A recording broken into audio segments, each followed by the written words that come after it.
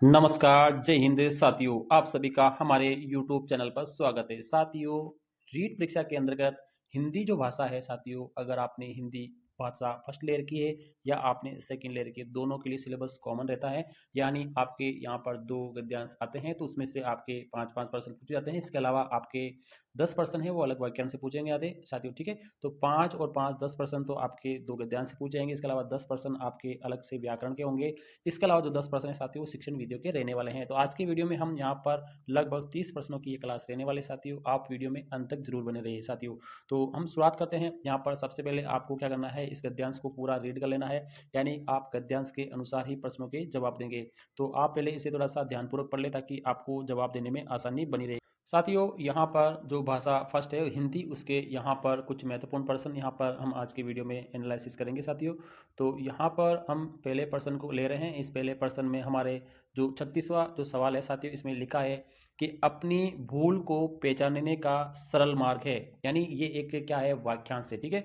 तो इस वाक्यांश में ये कह रहा है साथियों, वाक्य में कौन सा विशेष्य पद है। तो यहाँ पर आपको विशेष्य पद क्या करना है, ढूंढना है। तो साथियों, यहाँ पर जो इसका विशेष्य इसमें कौन सा रहेगा, तो साथियों इसमें जो मार्ग आ रहा है ये आपका क्या है, विशेष्य है। तो आपका इसमें सी ऑप्शन है वो बिल्कुल सही जवाब रहेगा। 37वें सवाल की अगर बात करेंगे साथियों, इसमें यहाँ पर लिखा है कि निम्न में से उपसर्ग युक्त पद कौन सा है। यानी किसमें आपके विसर्ग लगा हुआ है, उपसर्ग, ठीक है। तो यहाँ पर साथियों उपसर्ग है वो वाक्य शब्द के पहले लगता है, ठीक है। और जो प्रत्यय होता है साथियों वो बाद में लगता है। तो आपको यहाँ पे देखो लिखा है विशेष। तो विशेष का अगर हम संधि विशेष करेंगे तो वी प्लस क्या हो जाएगा साथियों, शेष हो जाएगा, वी प्लस शेष। तो यहाँ पर इसमें क्या है, इसमें उपसर्ग लगा हुआ है। बाकी इन तीनों शब्दों में किसी प्रकार का उपसर्ग यहाँ पर नहीं लगा। तो आपका ए ऑप्शन है इसमें बिल्कुल आपका राइट रहेगा। अगले सवाल की बात करेंगे। इसमें लिखा है साथियों, सजा देने योग्य, ठीक है। ये एक वाक्यांश है और इसमें लिखा है कि इसमें कौन सा समास है। ये एक समास विग्रह है तो इसमें कौन सा समास रहने वाला है। तो यहाँ पर हमारा जो समास रहेगा, देखो इसमें द्वंद्व समास है या अव्ययीभाव समास है या तत्पुरुष समास है या द्विगु समास है। सो सजा देने योग्य जो समास विग्रह है उसका जो समास है आपका अव्ययीभाव समास रहेगा। तो इसमें बी ऑप्शन है बिल्कुल जवाब आपका सही रहेगा। 39वां सवाल हमारा यहाँ है, प्रायश्चित जो शब्द है इसमें आपका कौन सा प्रत्यय है। तो अभी हमने थोड़ी देर पहले आपसे उपसर्ग पूछा था, उपसर्ग पहले होता है और आपका जो प्रत्यय है वो बाद में होता है। तो प्रायश्चित जो शब्द है ना, ये इसमें कौन सा प्रत्यय आपका रहने वाला है। तो इसमें देखो प्रायश्चित इत रहेगा, इक रहेगा, चित रहेगा या चीत रहेगा। तो यहाँ पर प्रायश्चित इत आ रहा है पीछे, ठीक है। तो यहाँ पर आपका ये वाला ऑप्शन बिल्कुल रहेगा, इत इसमें प्रत्यय है। तो आपका ए ऑप्शन है बिल्कुल इसमें सही जवाब रहेगा। साथियों, आपके यहाँ पर जो व्याकरण है हिंदी शिक्षण की, उसमें से प्रश्न पूछे जाते हैं तो आपको थोड़ी सी व्याकरण को बिल्कुल अच्छी तरह से तैयार करके ही जाना है। अगला हमारा 40वां सवाल है। इसमें लिखा है साथियों, अपनी भूल को ने पहचानने का सरल मार्ग है। तो ये एक वाक्यांश है और यहाँ पर सरल को क्या कर रखा है, इन्होंने रेखांकित कर रखा है। तो ये कह रहा है कि जो रेखांकित पद है ना सरल, उसका विलोम पद कौन सा होगा। विलोम पद का मतलब है इसका विलोम शब्द कौन सा रहेगा। तो यहाँ पर देखो प्रारंभ लिखा हुआ है, प्रयुक्त लिखा हुआ है, कठिन लिखा हुआ है या उपयुक्त है। तो आपको पता है साथियों, सरल का तो क्या होता है साथियों, कठिन रहेगा। तो आपका सी ऑप्शन है बिल्कुल इसमें जवाब सही रहेगा। साथियों, यहाँ पर आपके शिक्षण विधियों के सवाल भी पूछे जाते हैं। तो यहाँ पर जो शिक्षण विधि का पहला ही सवाल हमारा शुरुआत हो रहा है। यहाँ पर सवाल है, इसमें लिखा है, भाषा सीखने में जो त्रुटियां होती है, यानी भाषा सीखने में जो त्रुटियां होती है तो उन्हें क्या करना चाहिए, अपने को उसके लिए क्या करना होगा साथियों, ठीक है। तो उन्हें कठोरता से लेना चाहिए, उन्हें जल्दी से दूर किया जाना चाहिए, या वे बच्चों की त्रुटियों की ओर संकेत करती है, वे सीखने की प्रक्रिया का एक स्वाभाविक हिस्सा होती है जो समय समय के साथ दूर होने लगती है। तो भाषा सीखने में जो भी त्रुटियां होती है ना साथियों, वे एक स्वाभाविक हिस्सा होती है और जो समय के साथ क्या होती है, धीरे धीरे दूर हो जाती है। जैसे आप प्राइमरी में है तो थोड़ी ज़्यादा कर रहे हैं, फिर आप उच्च प्राथमिक में आ गए तो थोड़ी कम हो गई, आप माध्यमिक चले गए तो आप थोड़ी सी कम हो जाएगी। तो यहाँ पे त्रुटियां है वो धीरे धीरे क्या होती है, कम होने लगती है। साथियों, इसमें 42वां सवाल जो है हमारे इसमें लिखा है कि भाषा शिक्षण के दौरान गद्य शिक्षण की विधि क्या है। यानी गद्य शिक्षण की विधि कौन सी है, अभिनय विधि है, अर्थबोध विधि है, खंडान्वय विधि है या नाटक विधि है। ऐसी कौन सी विधि है जो गद्य शिक्षण की है। तो देखो गद्य शिक्षण होता है, पद शिक्षण होता है, अलग अलग विधि होती है। तो इसमें जो खंडान्वय विधि है ना, ये गद्य शिक्षण की विधि बिल्कुल सही रहेगी। तो आपका इसमें जो सी ऑप्शन है बिल्कुल सही जवाब रहेगा। अगला सवाल है साथियों, ये भी एक बिल्कुल मोस्ट सवाल है, यहाँ पे से मोस्ट लगा सकते हैं, इसका जरूर आना होगा। भाषाई कौशल का सही क्रम क्या होता है। तो भाषा के 4 कौशल होते हैं साथियों, एल एस आर डब्ल्यू, ये रूल आपको याद रखना है, एल एस आर डब्ल्यू। तो यहाँ पर एल का मतलब क्या था, सुनना होता है, एस का मतलब स्पीकिंग होता है, बोलना, ठीक है, और आर का मतलब क्या होता है, आपको पढ़ना होता है, ठीक है, और डब्ल्यू का मतलब क्या होता है साथियों, आपको लिखना होता है। तो इसका सी ऑप्शन है बिल्कुल सही रहेगा, सुनना, बोलना, पढ़ना और लिखना। ये यहाँ पर भाषाई कौशल का बिल्कुल सही क्रम रहेगा, यानी मनोवैज्ञानिक क्रम भी यही रहता है। 44वें सवाल की बात करेंगे। 44वें सवाल में लिखा साथियों, निम्न में से हिंदी पाठ्यक्रम निर्माण का एक सिद्धांत कौन सा नहीं है। यानी ये कह रहा है कि हिंदी पाठ्यक्रम का अगर आप निर्माण कर रहे हैं तो कौन सा सिद्धांत इसमें से नहीं रहेगा। तो पहला है कि क्रिया का सिद्धांत रहेगा, एकीकरण का सिद्धांत रहेगा, या समवाय का सिद्धांत रहेगा, या सतत या असतत का सिद्धांत रहेगा। तो देखो यहाँ पर पाठ्यक्रम का निर्माण करने के लिए देखो क्रिया का सिद्धांत रहता है, एकीकरण का सिद्धांत भी काम में लेते हैं, समवाय का काम लेते हैं, लेकिन सतत और असतत का जो सिद्धांत है वो हम इसमें काम में नहीं लेंगे। तो आपका डी ऑप्शन है वो इसमें बिल्कुल आपका सही रहेगा। यहाँ पर अगला सवाल है साथियों, 45वां जो सवाल है, इसमें यहाँ पर देखिए क्या लिखा है कि निम्न में से भाषा शिक्षण का सिद्धांत कौन सा नहीं है। यानी भाषा शिक्षण, हिंदी भाषा शिक्षण का कौन सा सिद्धांत इसमें से नहीं रहेगा। तो यहाँ पर नहीं पूछा आपसे कि इसमें कौन सा सिद्धांत नहीं रहेगा, चयन का सिद्धांत, शिक्षण सूत्रों का सिद्धांत, बोलचाल सूत्रों का सिद्धांत, या इनमें से कोई नहीं। तो देखो ये तीनों ही जो सिद्धांत है ना, ये भाषा शिक्षण के सिद्धांत यहाँ पर नहीं रहते हैं, ठीक है। तो इसका डी ऑप्शन बिल्कुल सही जवाब रहेगा। 46वां सवाल है हमारा, इसमें लिखा है साथियों, भाषा शिक्षण में मूल्यांकन का प्रयोजन क्या रहता है। तो भाषा शिक्षण में जो मूल्यांकन का प्रयोजन रहता है कौन सा, देखो भाषा के प्रति रुचि जागृत करना, सही बात है, विषय की जांच करना, ये भी सही बात है, अगली कक्षा में क्रमोन्नति देना, ये भी सही। यानी इसके तीनों ही ऑप्शन है वो मूल्यांकन का प्रयोजन होता है, यानी भाषा शिक्षण में ये एक मूल्यांकन का प्रयोजन माना जाता है। अगला सवाल है हमारा यहाँ पर 47वां सवाल है, यहाँ पर थोड़ा सा हम इसे जूम कर लेते हैं, देखो अब देखते हैं साथियों। तो इसमें लिखा है साथियों कि पढ़कर अर्थ ग्रहण करने का उद्देश्य पूरा होता है। तो भाषा शिक्षण का ये क्रियाकलाप कैसा है। यानी किसी भी चीज को पढ़कर अगर आप अर्थ ग्रहण करके हमारा उद्देश्य अगर हम पूरा कर रहे हैं, तो यहाँ पर जो उद्देश्य पूरा कर रहे हैं उसका क्या क्रियाकलाप है। प्रश्न पूछना होगा, शब्द विश्लेषण होगा, वार्तालाप होगा, या वाचन होगा, ठीक है। तो अपन क्या करेंगे, उसे वाचन करेंगे, पढ़कर अर्थ ग्रहण करेंगे, तभी आपका उद्देश्य पूरा होगा। तो यहाँ पर जो क्रियाकलाप हो रहा है वो आपका वाचन का हो रहा है, यानी आप क्या कर रहे हैं, पढ़ रहे हैं। 48वां हमारा सवाल है, इसमें लिखा है, भाषा शिक्षण के दौरान शुद्ध और स्पष्ट बोलने की योग्यता कब मिलती है। यानी शुद्ध और स्पष्ट बोलने की जो योग्यता है वो कब मिलती है, ठीक है। देखो, कठिन निवारण द्वारा, विषय वस्तु विश्लेषण के द्वारा, उच्चारण संशोधन के द्वारा, या वाचन के द्वारा।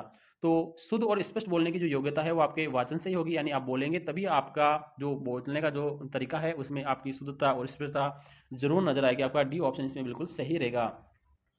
अगला सवाल है यहाँ पर 49वां है, मानव प्रेम की ओर अग्रसर होना। मानव प्रेम की ओर अग्रसर होना, अपेक्षित व्यवहार जिस उद्देश्य की संभावना है वह कैसा है, ठीक है। तो मानव प्रेम की ओर अग्रसर होना, अपेक्षित जो परिवर्तन है वो जिस उद्देश्य की संभावना, उसमें कौन सा रहेगा, देखो अर्थ ग्रहण का रहेगा, भाषा तत्व का रहेगा, अभिरुचि का रहेगा, या सद प्रवृत्तियों का विकास रहेगा। तो यहाँ पर आपका डी ऑप्शन बिल्कुल राइट रहेगा साथियों, सद प्रवृत्तियों का जो विकास है उसकी संभावना ज्यादा यहाँ पर रहेगी। अगला 50वां सवाल है, इसमें लिखा है, व्याकरण के ज्ञान से भाषा कैसे बनती है। यानी अगर हम व्याकरण का ज्ञान से अगर किसी भाषा को हम पढ़ते हैं तो क्या बनती है, शुद्ध बन जाती है, अशुद्ध बन जाती है, अभिक रूप से शुद्ध होती है, या इनमें से कोई नहीं। अगर आप भाषा में व्याकरण का प्रयोग करेंगे तो जो भाषा है वो कैसी बन जाएगी। तो आप सभी को पता है साथियों, बिल्कुल शुद्ध बन जाएगी, यानी भाषा एकदम क्लिष्ट रहेगी, यानी बिल्कुल सरल स्वभाव की भाषा रहेगी। अगला सवाल है हमारा, लिखा है कि भाषा शिक्षण का सामान्य उद्देश्य कौन सा रहेगा। देखो, भाषा शिक्षण का सामान्य उद्देश्य इसमें कौन सा रहेगा, तो हम यहाँ देखेंगे, छात्रों में सृजनात्मक शक्ति का विकास करना, सही बात है। भावानुकूल भाषा प्रयोग, स्वर निर्माण, अंग संचालन का अभ्यास करना, ये भी सही रहेगा। छात्रों में शुद्ध, सरल, स्पष्ट ढंग से आत्मव्यक्ति का उपयोग करना, ये भी सही रहेगा। यानी आपका डी ऑप्शन बिल्कुल इसमें सही जवाब रहेगा। 52वां सवाल है, इसमें लिखा है, भाषा शिक्षण में सबसे महत्वपूर्ण सिद्धांत कौन सा रहेगा। यानी भाषा शिक्षण में सबसे महत्वपूर्ण जो सिद्धांत है वो कौन सा रहेगा। तो यहाँ पर आप सभी को पता, देखो, साहचर्य का सिद्धांत रहेगा, आवर्ती का सिद्धांत रहेगा, बोलचाल का सिद्धांत रहेगा, या लिखने का सिद्धांत रहेगा। तो भाषा शिक्षण में सबसे महत्वपूर्ण सिद्धांत हमेशा बोलचाल का सिद्धांत रहता है साथियों, इसी से भाषा का अच्छी तरह से हम एनालिसिस करते हैं।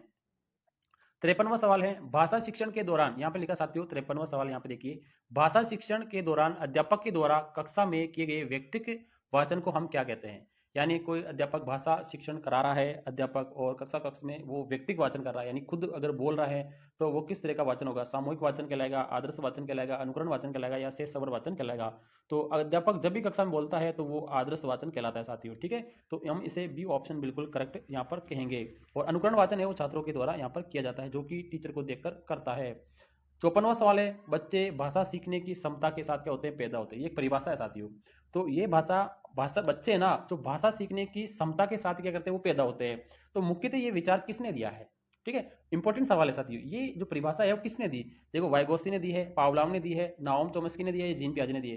तो यहाँ पर ये जो परिभाषा है साथियों, नाओम चोम्स्की ने दी है। उन्होंने कहा है कि बच्चे भाषा सीखने की जो क्षमता है ना वो पैदा होते, ठीक है, बच्चे भाषा सीखने की क्षमता के साथ ही क्या होते हैं, पैदा होते हैं। तो इसका सी ऑप्शन है आपका बिल्कुल सही जवाब रहेगा। अगला सवाल है साथियों 55वां, यहाँ पे अध्यापक की देखरेख में विद्यार्थी के द्वारा किया जाने वाला कार्य किस विधि के अंतर्गत आता है?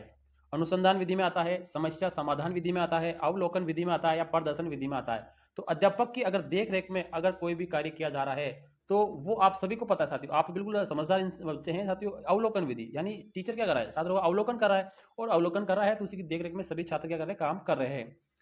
यहाँ पर 56वां सवाल है यानी शुद्ध वर्तनी का सवाल है। इसमें लिखा है कि सही शब्द का चयन करें। कौन सा शब्द है वो बिल्कुल एक्यूरेट है? तो कवयित्री, कवयित्री, कवयित्री और कवियित्री। तो इसमें कौन सा ऑप्शन आपका बिल्कुल सही रहेगा? साथियों आप सभी को पता चल चुका है कि इसमें कौन सा जवाब रहेगा, डी ऑप्शन बिल्कुल राइट रहेगा साथियों। कवयित्री को आप इस तरह से ही लिखेंगे, हमेशा आपको ध्यान रखना है, यानी आपका जो वर्तनी संबंधी सवाल है वो भी यहाँ पे पूछे जाएंगे। 57वां सवाल है साथियों, एक राजस्थानी खेल कौन सा है? एका बेकी, साती, सहेली या ओम्बली। यानी राजस्थानी खेल इसमें से कौन सा रहता है? तो यहाँ पर जो एकी बेकी खेल है वो राजस्थानी खेल है। अगला है जो एकांत जो शब्द है, इसमें लिखा है कि जीवन जीन की इच्छा रखने वाला, जीने की, यहाँ साथियों इसमें थोड़ा कटा है, जीने की इच्छा रखने वाला वाक्यांश के लिए एक शब्द इसमें कौन सा रहेगा? जिज्ञासा, जी जी विशु, जिज्ञासा या जिज्ञासु। यानी जीने की इच्छा रखने वाले को हम यहाँ पर एकांत शब्द के रूप में किस प्रकार से हम परिभाषित यहाँ पर करेंगे? तो इसे हम यहाँ पर जी जी विशु कहेंगे साथियों। इसके लिए जो एकांत जो शब्द होगा वो जी जी विशु रहेगा। अगले सवाल की तरफ यहाँ पर बढ़ते हैं साथियों। इसमें लिखा है जब दो संयुक्त क्रियाएं एक साथ प्रयुक्त होती है, यानी कोई भी दो संयुक्त क्रियाएं हैं वो एक साथ अगर प्रयुक्त होती है तो कौन सा चिन्ह यहाँ पर लगाया जाता है?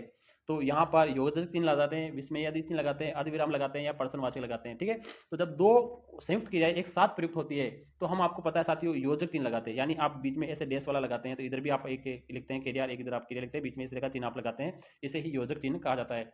आज का और अंतिम सवाल है साथ इसमें लिखा है कि मुहावरे का अर्थ होता है, तो मुहावरा क्या होता है? ठीक है, तो यहाँ पर आप इसका जवाब कमेंट बॉक्स में जरूर दीजिए कि इसमें मुहावरे का क्या रहेगा। ठीक है, तो आप सभी को पता चल जाएगा, यथार्थ होगा, उल्टा होगा, लाक्षणिक होगा या सामान्य होगा। तो मुहावरे का जो अर्थ है ना साथियों वो लाक्षणिक होता है। सी ऑप्शन बिल्कुल सही जवाब रहेगा साथियों।